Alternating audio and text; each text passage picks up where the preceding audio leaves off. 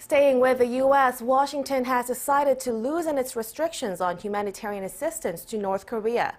Americans will be able to travel to the reclusive nation, and their applications to ship goods will be reviewed faster.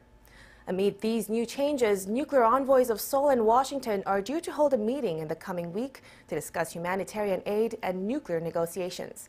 Our Oh Jung-hee has this report. Washington is set to ease its restrictions on humanitarian assistance to North Korea, lifting bans on travel and the delivery of supplies to the north. And this decision, according to the Foreign Policy on Friday, was communicated to the humanitarian aid organizations by Stephen Biegun, the U.S. Special Representative for North Korea. Biegun told these groups to reapply for special permits to travel to the north. He added there will be a more timely review at the UN Sanctions Committee on their applications to ship necessary supplies to the regime.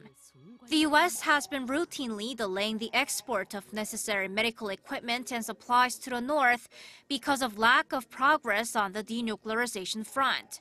But those, the Foreign Policy reports, left the U.S. diplomatically isolated at the UN and aroused protests from UN agencies. They claimed U.S. restrictions undermined their efforts to fight diseases.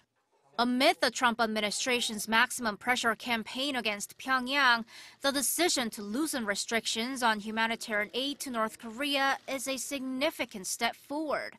However, watchers say it's unclear how Pyongyang will respond.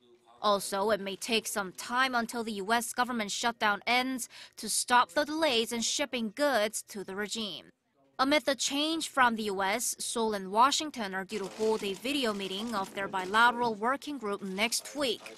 The session is expected to deal with humanitarian issues, including this latest decision by the U.S., as well as Seoul's plan to provide 200,000 doses of Tamiflu antiviral medication to the north. The meeting may also touch upon the possible North Korea-U.S. summit, the recent meeting between Kim Jong-un and Chinese President Xi Jinping, and inter-Korean projects. Oh Jung-hee, Arirang News.